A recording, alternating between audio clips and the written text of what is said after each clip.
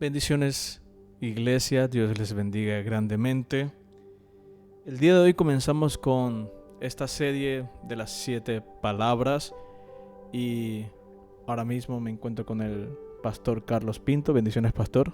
Bendiciones, pastor, gracias por la invitación. Saludamos a todos, que la paz y la misericordia de Dios sean con cada uno de ustedes. Y comenzamos de una vez la primera palabra que nuestro Señor Jesucristo dio en la cruz del Calvario. Se encuentra en el libro de Lucas, capítulo 23, versículo 34. Padre, perdónalos porque no saben lo que hacen. Y quiero comenzar con esta pregunta, pastor Pinto. Entendiendo todo lo que estaba sucediendo en ese momento. Nuestro Señor Jesucristo decide perdonar a aquellos que lo estaban ofendiendo. Y quiero comenzar con esta pregunta. Es tomando al Señor Jesucristo como ejemplo. ¿Es posible para nosotros como hijos de Dios, como cristianos, perdonar incluso cuando no nos piden perdón? O perdonar a aquellas personas que nos ofenden, nos lastiman, y quisiera que usted nos pueda desarrollar en esta parte. Amén. Más que si es posible que podamos perdonar, es obligatorio perdonar, porque es una orden directa del Señor que nos perdonemos los unos a los otros, que perdonemos la falta. Y en todos los evangelios este mensaje, esta enseñanza del perdón está explícita. Y lo que me gusta de este texto, de esta palabra de inicio, esta primera palabra de Jesús en la cruz, es que Jesús está viviendo lo que predicó. Jesús ya había pasado por un momento agónico la noche anterior, donde su sudor era como grandes gotas de sangre. Había sido golpeado, había sido flagelado, y el flagelo, como sabemos, vino por una herramienta llamada flagelo, que no era como golpear a alguien con una correa, sino que tenía unos ganchos de hierro en la punta que desgarraban su carne. Había cargado una pesada cruz y veíamos su desgaste físico, tanto que se cayó y que tuvieron que poner a alguien que le ayudara a llevar la cruz. Así que en ese momento Jesús, su cuerpo está agotado, su cuerpo está sufriendo todo el martirio que se le está dando. Y lo que me sorprende de eso es que Jesús, en esa condición física, aún está pensando en los demás. Aún está diciendo: Señor, perdónalos porque ellos no saben lo que hacen. Y creo que es un mensaje, Jesús ahí está viviendo el mensaje que predicó. Y creo fielmente de que no es que nosotros sí podemos, es un deber de cada hombre y mujer de Dios que ha creído en Jesucristo, perdonar. Algo que me da curiosidad acerca de este texto, de esta palabra, es que como iglesia tomamos la iniciativa o la responsabilidad de tomar a Jesús como ejemplo en nuestras vidas. Que debemos adoptar el comportamiento de Jesús, la manera que Él pensaba, la manera que Él actuaba, la manera que Él compartía, entendiendo que Jesús era 100% hombre y 100% también Dios. Pero cuando se trata del perdón, muchas veces nos refugiamos en nuestro dolor, que es real, en la ofensa que nos cometieron o que nos hicieron, lo cual de igual manera es real. No quiero devaluar ningún tipo de sentimiento de herida que alguien pueda provocar. Y decimos que pues yo no soy Dios, yo no puedo perdonar porque simplemente debo perdonar. Pero cuando vemos el ejemplo de Jesús en la cruz, como usted decía, creo que no hay momento que sea tan doloroso, tan vergonzoso, como lo que Jesús pasó para llegar a la cruz y estando en la cruz. Y aún en ese momento, lo primero que Él decide decir es: Padre, perdónalos porque no saben lo que hacen. Y creo que este es el vivo ejemplo de que para nosotros no hay excusa del por qué no dar el perdón. Porque no importa, y voy repito, sin desvaluar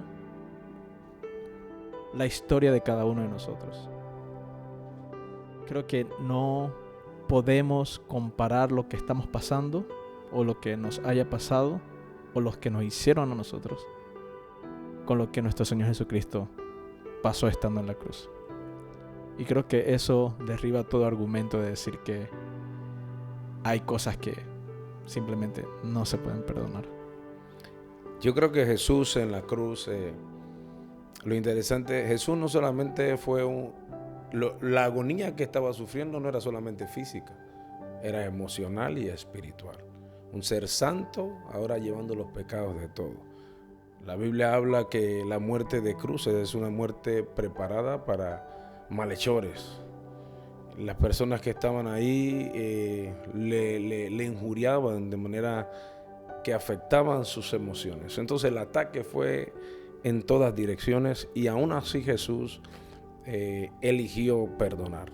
Amén. Yo creo que esa es la mejor elección. Y la mejor elección, yo creo que y el mensaje del perdón es que nos libera, no solamente libera al que maltrató, al que afectó, sino que también libera al afectado. Y eso es lo grande, porque cuando nosotros perdonamos podemos avanzar. Cuando nosotros no perdonamos nos quedamos anclados en esa situación, en esa herida, en esa etapa vivida y no podemos avanzar. Nadie puede avanzar hacia adelante mirando hacia atrás. Yo creo que el perdón nos libera y nos lleva hacia el futuro. Y algo que es sorprendente acerca de... Porque cuando hablamos de la Semana Santa, muchas veces creo que la tendencia es mirar este tiempo con un sentimiento de melancolía. Y alrededor del mundo, las canciones que se oyen, las películas que ponen, incluso el sentimiento que quizás optamos por tener en la iglesia es un sentimiento de melancolía, de tristeza, de dolor y muchas veces de nostalgia, como recordando aquel sufrimiento. Pero para mí, en lo personal, y algo que yo trato de transmitir a la iglesia durante este tiempo, es que todo este tema de la crucifixión y la resurrección de Jesús no es un tema para mirarlo con tristeza, es algo para recordar con alegría, entender aquel sacrificio que hizo nuestro Señor Jesucristo por nosotros con un sentimiento de alegría, porque gracias a ello es que nosotros estamos vivos. Gracias a ese sacrificio vivo, santo y perfecto que Él dio por nosotros, es por lo cual nosotros estamos aquí.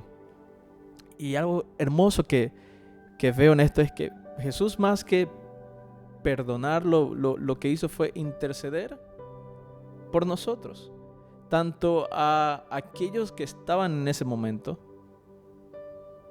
que como usted dice, aquí vieron personas que le insultaron, le pegaron, se burlaron de Él, y Él intercedió por ellos. Él le pidió al Padre que los perdonara porque no saben lo que hacen, pero también creo que es algo que trasciende todo tiempo y todo espacio, que cuando Él decía estas palabras, Él estaba pensando en nosotros también, sin siquiera nosotros estar aquí. Sí, es interesante porque Jesús, nadie le quita la vida. Jesús no puede ser contado como mártir porque los mártires le quitan la vida. Jesús da la vida. Él mismo dijo: tengo poder para darla y tengo poder para tomarla. Y cuando pensamos en ese evento en la cruz, tenemos que internalizarlo, que fuimos nosotros. Y por mis pecados Él estaba ahí. de manera no directa, porque yo no estuve en la cruz hace 2000 años, pero mis pecados, mis errores, mis fornicaciones, mis mentiras son las que llevaron a Jesús a tomar la decisión de tomar mi lugar. Entonces la cruz es algo personal. Amén. Así que muchas gracias, Pastor Pinto, por compartir con nosotros en este momento. Agregar a eso, sí, mientras hablábamos, meditaba en la bondad de Jesús en este acto. Y si vamos en un barco y el barco se está hundiendo y hay 10 salvavidas y hay 2 personas, es fácil mostrar bondad, porque quedan 8. Pero si vamos en un barco y somos 10 y hay 2 salvavidas, ahí es donde las cosas se complican. Jesús estaba entregando su propia vida. Ese es el acto más grande de bondad, y creo que nos debe, y es el mensaje que Él nos ha dado, y es el mensaje que nosotros también tenemos que llevar, que nosotros también tenemos que estar en la capacidad de seguir a nuestro Maestro entregando nuestras propias vidas a favor de los demás. Así es. Así que, Padre, perdónalos, porque no saben lo que hacen. Nos guía en oración, Pastor. Amén. Amado Dios, te damos gracias por la oportunidad de la salvación, porque fue una idea suya, y por nuestro Señor Jesucristo, que no se rindió a pesar de lo difícil que sabemos que fue afrontar esta misión. Gracias, Señor, porque a través de la cruz, de manera hoy individual, yo era el que tenía que estar en esa cruz, porque fui yo el que mentí, fui yo el que forniqué, fui yo el que engañé, pero Él tomó mi lugar. No tengo cómo pagar. Por eso, Señor, te damos gracias y te pedimos que pongas en nuestro corazón el querer como el hacer, de entregar nuestras vidas por completo y permanecer en ti, Señor, para que este sacrificio, la sangre de nuestro Señor Jesucristo, tenga ese efecto que debe tener en nuestra vida al nosotros aceptarle como nuestro Señor y Salvador. Amén.